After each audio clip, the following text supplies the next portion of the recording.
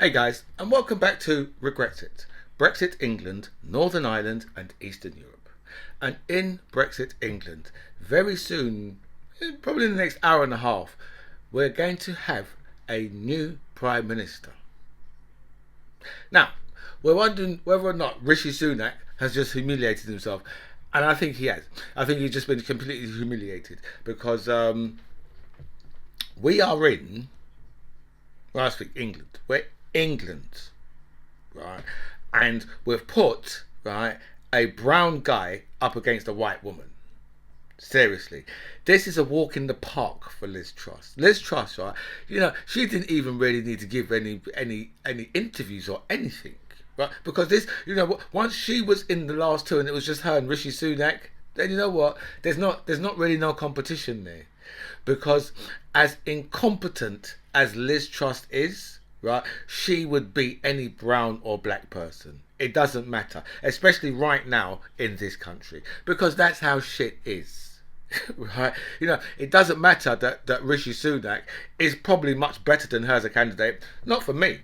Because for me, I think he's just another Asian, right, who's just turned on black and brown people. Right? Especially when he's talking about, oh, I would like to send black and brown people to Rwanda. Get the fuck out of here. Get rid of them motherfuckers. So especially when he's talking like that, right? I just think that, like, what Rishi Sunak has done, he's danced and he's danced and he's danced and he's played the coon, right? And now he's going to get completely humiliated. Right, because that's what's going to happen to him in the next hour and a half. But I'm sure he already knows that. But it's just like, for the Tories, it shows very well for the Tories because you've got a woman and you've got an Asian male. Even though the Asian male didn't have a chance, any fool would know that, yeah. Unless he was up against another Asian or black person, then, or unless Liz Truss had walked away, like how Boris Johnson walked away that time, and Theresa May was just allowed to just walk straight in, right? So unless it's something like that, right, Rishi Sunak had as much chance of being Prime Minister as me. That's how much chance he's got, right? Because it don't matter, so long as he was going up against someone who's Caucasian, he had no hope. There was no hope for him at all. He was out of there. Simple as that. Right? But as I said, for the Tories, this looks really good. Because for them now, they said, oh, look at us. We are so diverse. Yeah, right. And every single black and Asian person within the Tory party, right, are highly racist. They hate black and Asian people. Every last one of them. None of them, right, I would consider to say, well, that person's Asian, that person's black. I wouldn't consider none of them like that, because they're all of them just seem to be going down the same road, right? Because you can be a black or brown person and you can sit, right, around a cabinet table, right, and vote to send black and brown people to Rwanda, then you are the wrong kind of black or brown person. It's really that simple. Because they're looking at you, right, because they need you. As a black or brown person, they need you to front this out for them. That's why they've got Priti Patel fronting this out for them, because other than that, right, a white politician would never do that. A white politician would be like, are you fucking crazy? You think I'm gonna go, you must be fucking sick. So up steps, the black or brown politicians who will do, oh yeah, don't worry, I'm a coon. I will dance to their tune, right? And I will play their game, right? Which for me, their game is like, the house Negro, right? That's the one, if you've ever watched, to understand who the house Negro really is, you need to watch Django Unchained and see the part that Samuel L. Jackson plays. He plays a guy named Stephen. Just watch that film, watch that part, right, and then you'll understand what a house Negro is, right? And that is what all of the black and brown Tories are, all of them. Right? And then obviously, so it looks like the Tories are going to hand us over our third woman Prime Minister. But which is good. Don't get me wrong. It's a very good thing. Unfortunately, it's just always been the wrong woman. I mean, you start with Thatcher. Thatcher hated men. So she's surrounded. Sorry. Thatcher hated women, so she surrounded herself with all these men. You know, and so when you've got a woman like that, yeah, then her balls has got to be bigger than all of this, and that's why Thatcher come and she could get to do so much damage to this country, because remember, she's the one who started kicking off with all these sales of all of her utilities. So it said, right, so Thatcher, starting with Thatcher as our first woman prime minister, right, and then obviously we had Theresa May. Oh God, the Maybot, right, the most ever controversial thing she's ever done was run through a bloody wheat field. Right, and this was at a time, yeah, when all of the other Tories was being so cool, telling us, oh well, I smoked weed. Yeah. Yeah. Then the next one was like, oh well, well, you know, I used to have cocaine parties. Is that why you was the education minister? You having cocaine parties? Well, yeah, fucking crackhead. Because let me tell you, right, if you're having cocaine parties, yeah, someone always turns up and starts to wash up a little something. That's basically crack. When you wash cocaine up, that's basically crack, right? So that's why I always say that Michael Gove, the damn crackhead fool, right? Because this man come and said, yeah, I used to have cocaine parties. I bet his cocaine parties is really good though. Some of the best gear you could possibly find anywhere, right? And then, right, then you had, the Tories' answer to Jeremy Corbyn, Rory Stewart. I smoked opium and said, well, you've won. You are the winner, my friend. Because that's the big one. When you can turn around and say, well, I smoke heroin. The only thing more you can do, yeah, is start injecting your motherfucking self with some heroin. That's the only bigger one you can go to. So Rory Stewart just come and just top them all. Rory Stewart, smoked opium. I thought, whoa. And Theresa May was like, I run for a wheat field.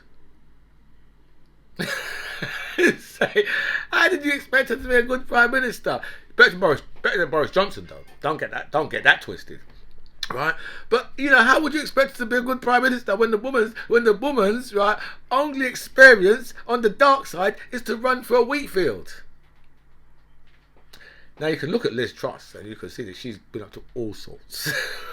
Let me tell you, right? But see, Liz Truss, yeah, she's one of them people that you can get to change your mind. So if she likes you, you can get her to change. You can get her to change her mind. So I can imagine that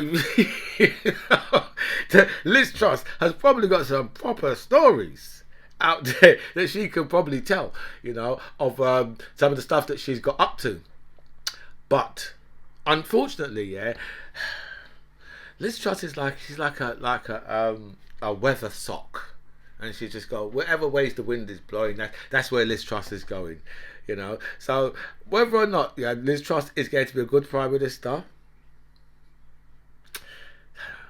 But I was watching, yesterday morning, I was watching that program, Laura Koonsberg, right? And Liz Truss was on there.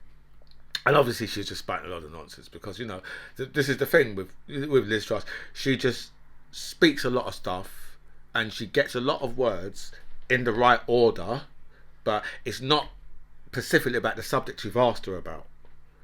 So, so she was on there. She was on with Laura Koonsberg yesterday, and there was a comedian, Joe Lycett, I think his name is, and he's a bit of a satirist, right? So after she's finished the interview with Laura Koonsberg, he's there like clapping away. Oh, brilliant, Liz! You was fantastic, brilliant, Liz!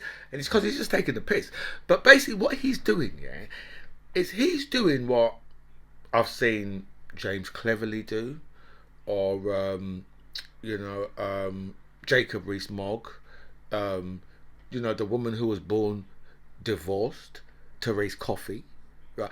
I've seen Liz Truss do it when she's speaking about Boris Johnson, right? But I've seen all these people just go up there and whatever the leader has said, oh yes, that's exactly. And Joe Lycett, he done that yesterday. He just sat there and he was saying, yeah, I'm now, right, I have nothing more to worry about. We know exactly what she's going to do.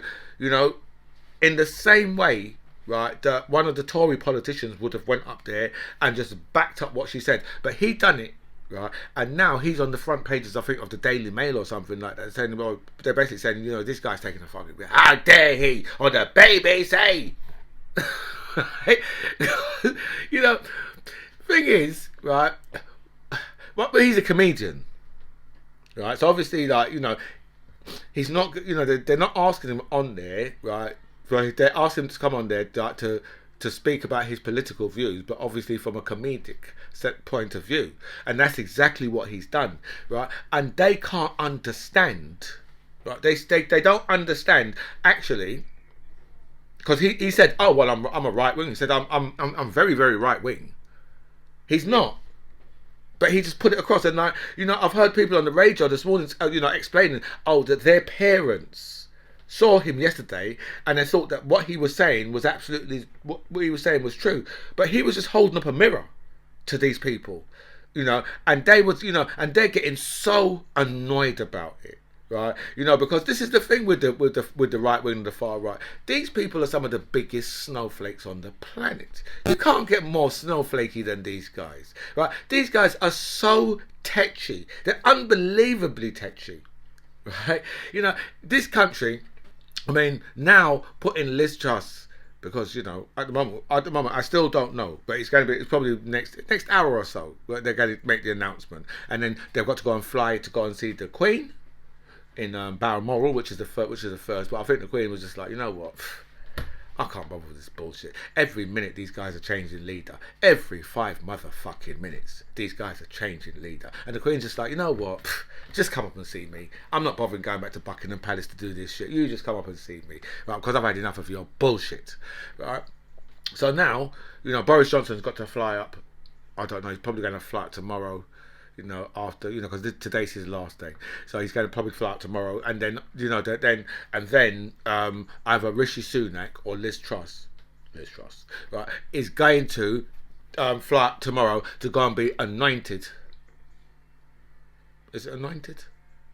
Well, the Queen's going to say, the Queen's going to ask them if they can form a government, and they're going to say, yeah, we can, because you know what, we got like our majority, something like 78 or 77 seats, something like that. So yeah, she can. But from what I've heard, yeah, there's already people already thinking about putting letters of no confidence in for Liz Truss. I'm like, what?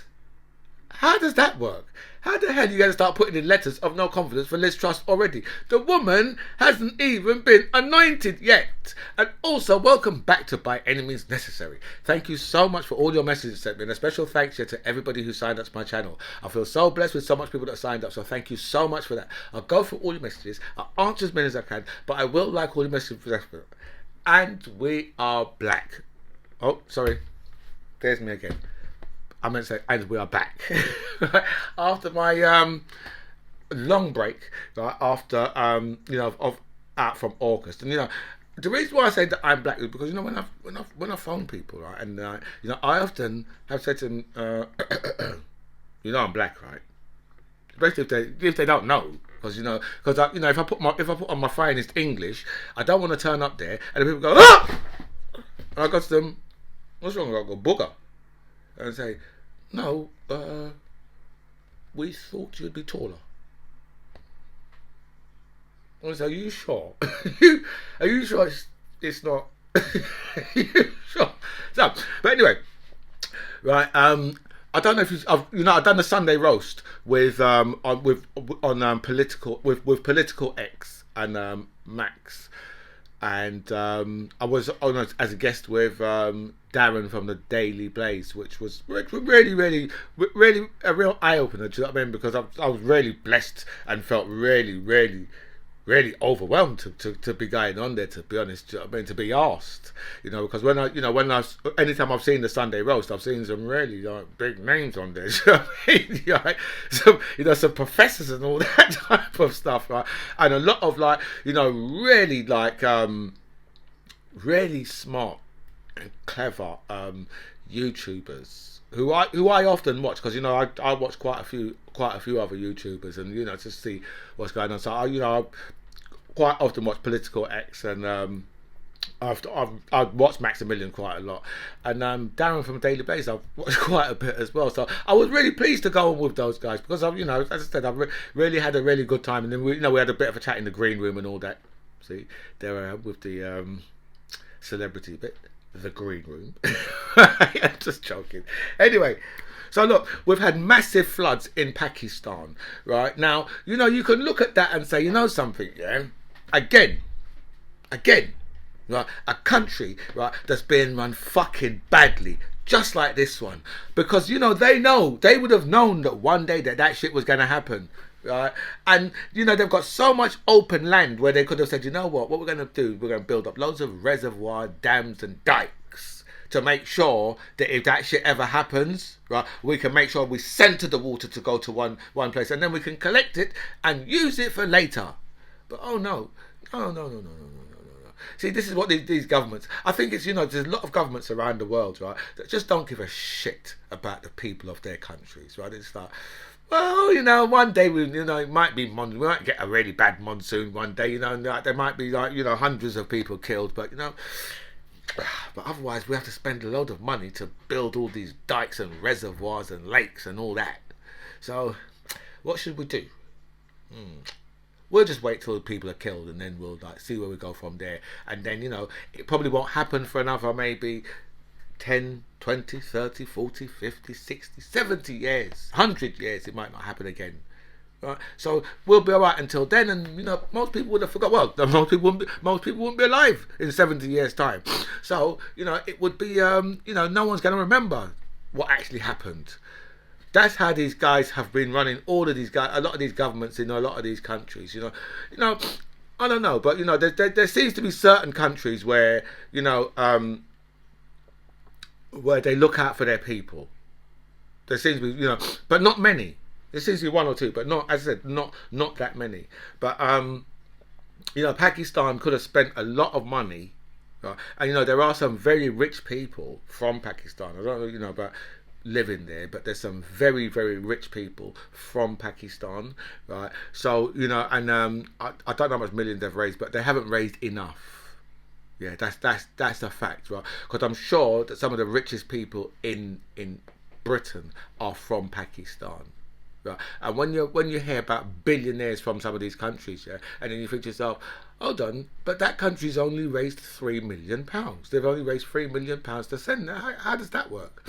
And say, well, what about all these billionaires from there? Well, they're not helping. No. So we're going to stay internationally. We've got two brothers that are on the run in Canada after murdering at least 10 people. Went and stabbed them up with knives. Right, and from the latest stories, they were still on the run. So I don't know.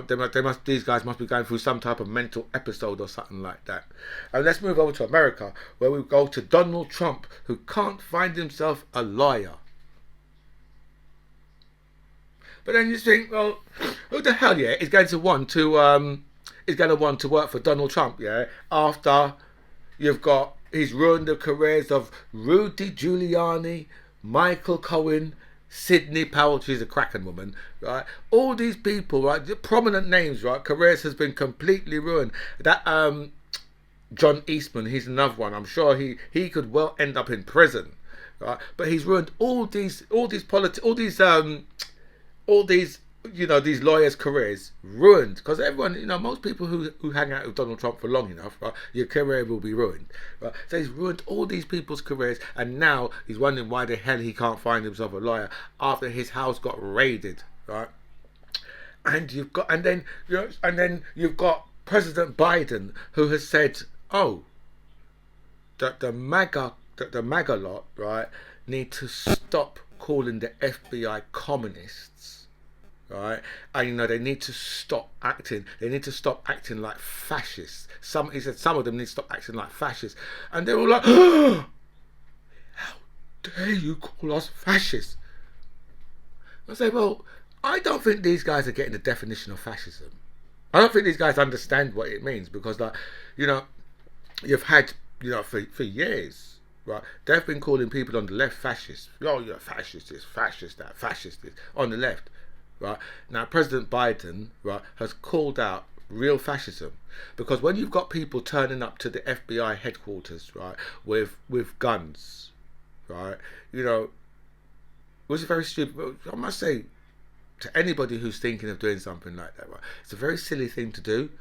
Would be to turn up to an FBI office with guns, right? Because you're talking about a load of highly trained agents, right, who have got more firepower than you. They will definitely have, right? And there's no fair fight in it. If you kill them, you're going to prison for the rest of your life. If they kill you, there's going to be some high fives going on, right? So there's no getting away from that. So where President Biden has called these people out, right, because they're threatening violence on the streets, right? Because Donald Trump decided, right, that he's going to take, documents from the White House, right, that are top secret, right, and have them in cupboards in Mar-a-Lago, in basements, or in his office desk, right, where anybody, right, I mean, we're talking about that. So let's say the cleaners, for example. The cleaners nod to themselves, well, you know what, those documents, if I photograph them documents, right, and I can manage to sell those documents to the Russians or to the North Koreans, right, then that's a very, very serious issue. So these are documents that Trump shouldn't have had, and now you've got the people from the right who claim to be the party of law and order, right? People are into law and order, yeah, just until law and order decides to have a look at them. And then straight away after, we want to defund. They're talking, we want to defund. Now they're talking about defund. They want to defund the FBI. So what kind of foolishness are these people dealing with? That's what you have to ask yourself, right? Where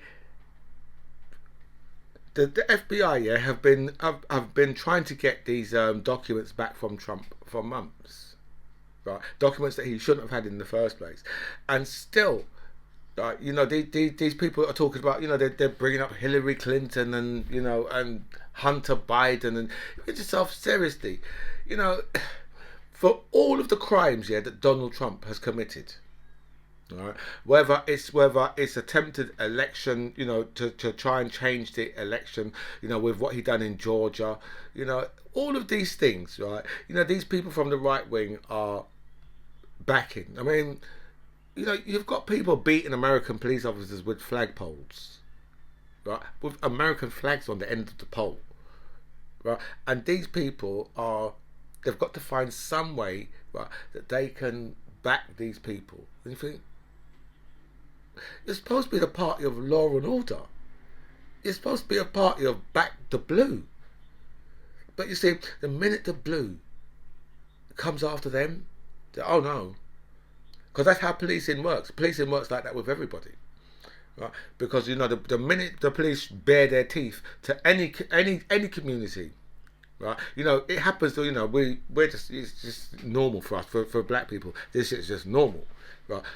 We expect really bad behaviour from the police, right? But these guys are not getting bad behaviour from the police, but they just don't like being policed, and it's a real shame. Right, because you don't get bigger snowflakes, right, than the people from the right wing. These guys are they're so snowflakey. It's just, they've got a double, right? They've got it's a double cone of snowflake. These guys are all carrying, right?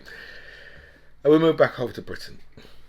We've had a 9-year-old child murdered, right, in her house. Shot. A 9-year-old child, and apparently this guy was shooting 2 guns into this house because the guy he was, I don't know what's happened, but somewhere along the line he's chasing after this guy, and this guy's running to a house, right, and this guy's shooting 2 guns after him because what's happened is the mum has heard some noise that she's heard the gunshots going off outside, so she's opened up her front door. And at the time, the guy must have seen, and he's run in the house, Do you know what I mean? And this guy has just gone up to and just started shooting in the house randomly. Do you know what I mean? He's end up killing a 9-year-old child. I don't think he's been caught yet. So I don't know. Unless because there could be a situation where he hasn't told anybody what's happened, right? And whoever was with him, right, or if there was someone with him, right, they know that they're going to be in just the same, virtually in the same amount of trouble as him. So, it might be a case where they know that they're going to get 30 years in prison, because you're guaranteed. It's guaranteed you're going to get you're going to get a life sentence for this one, and you're probably not going to come out of prison. Right, so you're probably going to get a recommendation of 30 years, and then in 30 years, right, when you go up for parole, you're not going to get it. Right, so because they can put you in prison for any amount of time, right, and just keep you there. They can put you in prison for 6 months, right, and if they think to yourself, well, you know what, you're too bad to go out in the street, we're just keeping you here. They'll just keep you, done. And they'll literally keep you forever if they want to. So when it comes down to it, whoever's done this, they will never. Their ass is never coming out of prison. Their ass is staying in prison forever. Right? That's just that's just the way it is for them. And then we've had over the weekend in London, we've had 2 people murdered in the space of 2 hours. I just heard a little bit about that on the radio. I don't know what the full stories are. And then we've had an 81-year-old man battered by the police, right, after he come out of his house with a stick. I don't know what the hell's going on there. But from the pictures I've seen, it looks like his arms was really twisted up by the police, because he's got some good bruises on him.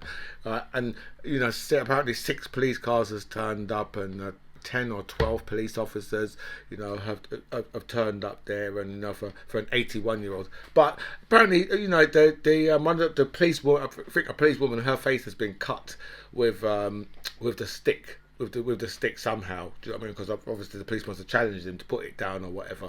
Because there was some type of commotion or something like that, and the police turned up to the wrong address, and then it's all kicked off, and somehow this 81-year-old man has ended up getting battered by the police. So I'll have to find out more about that story later. But now we've got our Prime Minister, who's going to be driven around in an Audi. You say what? You tell me we can't even have our Prime Minister drive around in a British-made car? Actually, no, we can't. Unless he's going to drive around in a Morgan, and they're not really, they're not really very practical, because most of them don't come with a roof. So, I don't know how, where the Secret Service would sit, right? And where you put the bulletproof glass. But our Prime Minister is going to be driven around in an Audi, a car made a European, right? If it wasn't, our passport thing wasn't bad enough, now they're giving our Prime Minister a German motherfucking whip to drive around in. It's tough, yeah. This country, seriously, this country. That's all I can say. Is this country. Wow. Liz Truss, right, was the head of DEFRA, right? And Liz Truss, right, is responsible, right, for the raw sewage that's going into our waters. Because remember, she was Environment Minister, but puts her at the head of DEFRA, right? And she cut the funding, right? So that, because these guys, right, who deliver the water to us, right, they regulate themselves. No regulators. They just regulate themselves. Right. So really, all these discharges of raw sewage that have gone into our waters, right, we're only going on the numbers what they're telling us. And if they're anything like the rest of us, right, be like, well, we had 10 discharges last week Tuesday, yeah. Just say we had 4. Because that's what they're human beings. Human beings, right, like nice stuff. Right, that's the thing with humans, right? They like to have, a Bentley parked outside, right, of a very expensive house, right? Now you see, with Liz Truss, right, basically, because these water companies have basically been deregulated, right? So they give them a monopoly. They said to them, well, you know what? You take that, you can run that, right? Because you're very smart. And you see, it does take some of the smartest and the cleverest brains, the most intelligent brains, right, to know when to put raw sewage into our waterways. I mean, you have to go to university for that shit. Right? That shit. Right? To know when to do that. Right? So you say, well, don't put it in now, but just wait. Yeah, the boss will tell you exactly when the water goes, when the raw sewage goes into the waters. Right? Most of, I mean, what was it? It was something like, it was over 80% of our beaches, right, over the summer, right, you couldn't swim in there, right, unless you wanted to swim through piss and shit, and tampons, and condoms, and all sorts of dirty wipes. Unless you wanted to do that, right? And you know, some of them were saying, well, you know, some of the water chiefs were saying, well, you know, people can take their chances, take a chance, go and swim through sewage. Right? And this is the same woman that they're going to put in charge of this country, right? The woman who made this all possible for them to be able to do this, for them to be able to discharge, right, raw sewage into our waters. Raw sewage. You know that we have had the water companies, right, since I think it was since 1990, right, up until 2019. So this is what, just 3 years ago now. Up until 2019, right, they had borrowed 57 billion pounds. Sorry. 76 billion pounds they borrowed, right? And they've paid out in bonuses and to shareholders, and very large wages to obviously the chief executives. Right? They've paid out 57 billion pounds. Right? And right now, today, this minute, they need 60 million pounds, billion, because we're in billions, 60 billion pounds to be spent on the infrastructure. So, whoa. So, are you telling me, right, that if they didn't, right, dish out the 57 billion pounds, right, then it would be a mere 3 billion that we would have to borrow, right, to get the infrastructure up to date.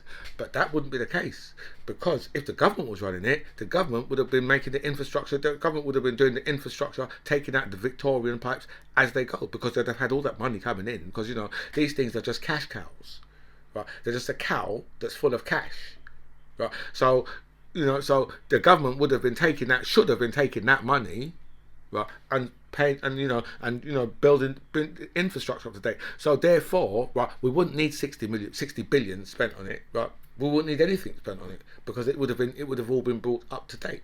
But these people would like to tell you, oh, well, you know, it's better for private companies to do this, right? And then, you know, you hear about the utility companies, how they're boasting and laughing, right?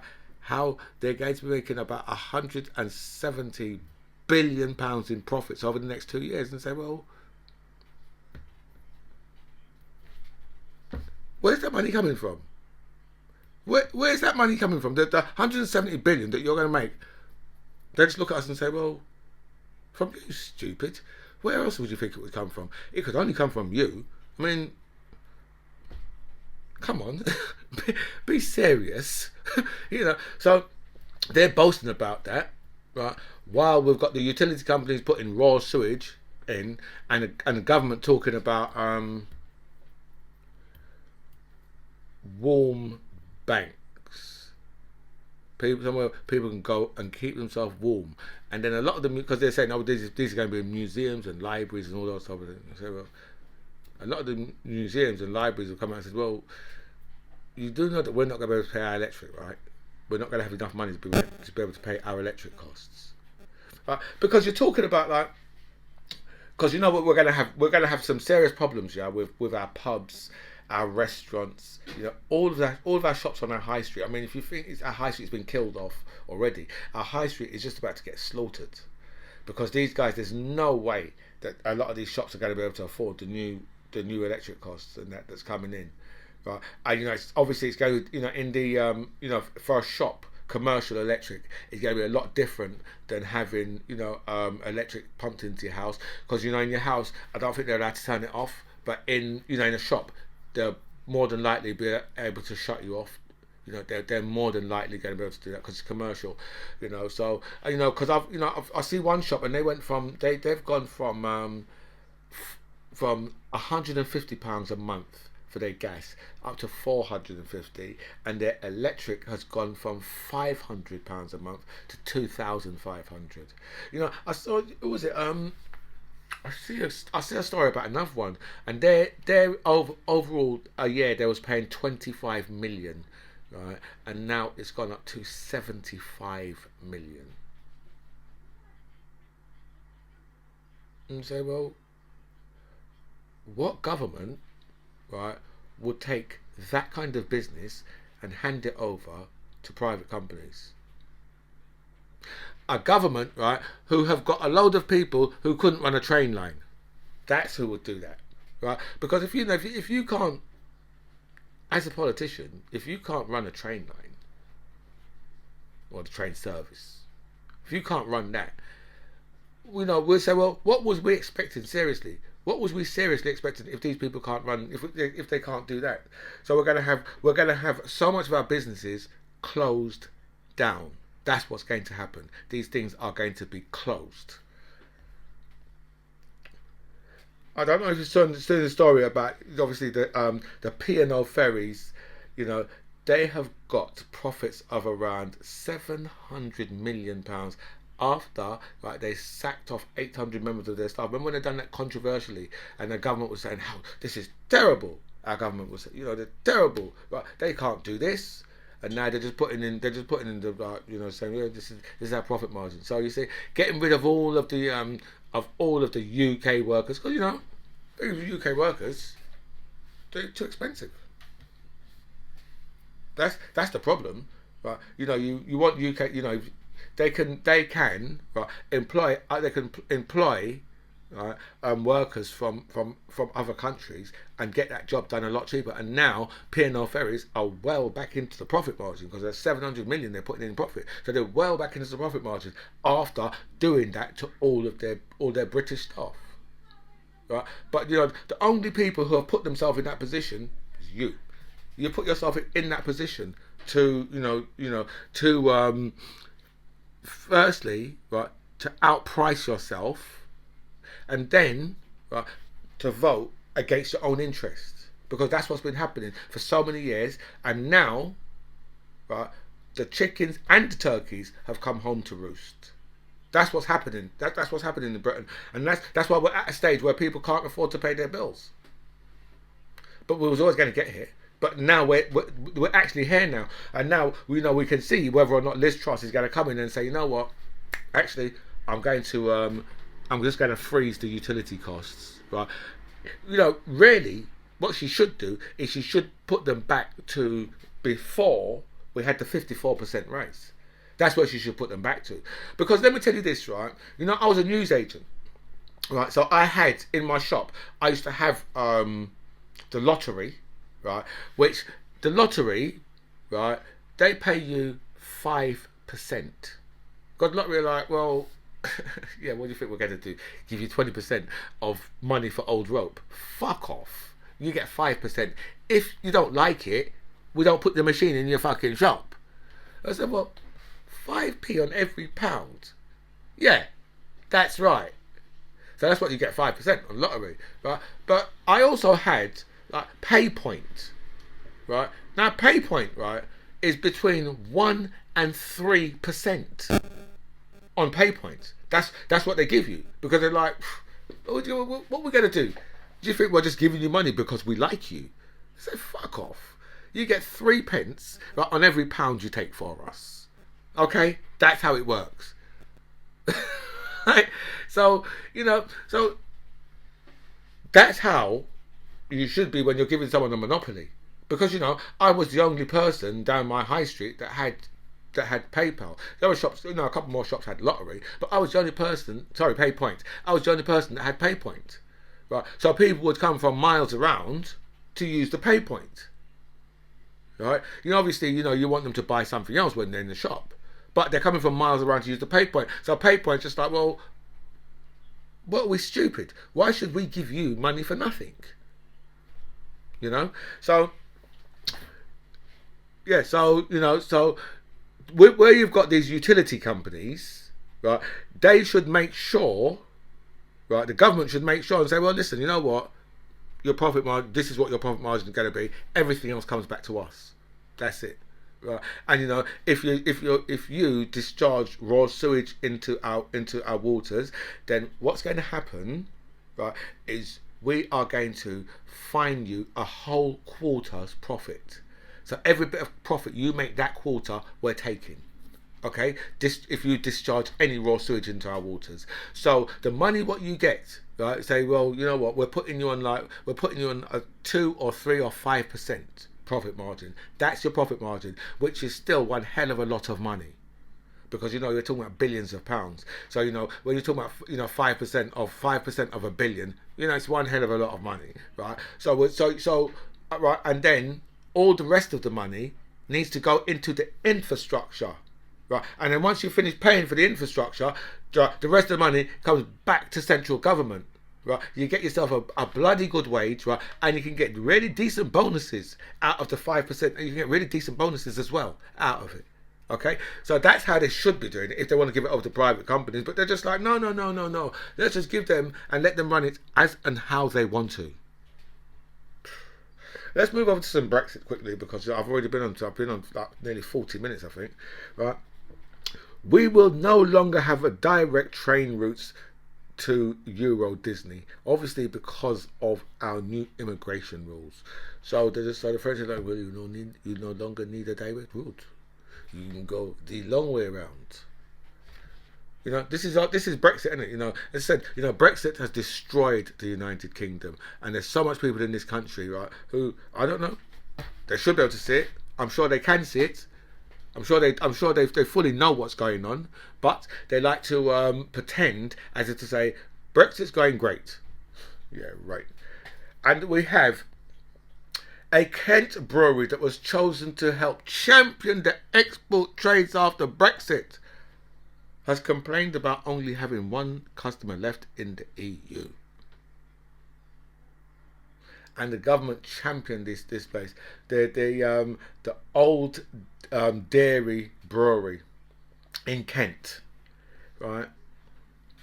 They was the Department for International Trade's golden boy, where they said, oh yeah, look at this company. This company is going to do so well in Brexit. It's going to go brilliant for them. And now they've lost all of their customers, and they're blaming it on the customs declarations, where they have to go through customs and fill out all sorts of different paperwork.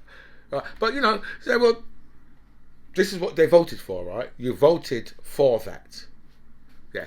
And you see, what Brexit's done is Brexit has shone a light on the people of this country. And, the rest of the world are looking around and saying, no, we're not really feeling that. We don't really like you, right? Because you're too damn racist. Right? And you all seem to be very, very horrible, nasty people. They're talking about the right wing, of course.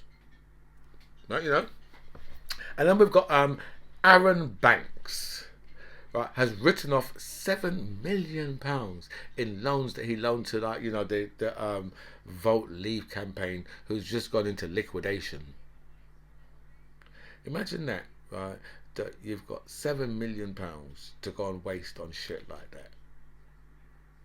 Just imagine that. Do you know what I mean? Where you've got people going to motherfucking food banks, right?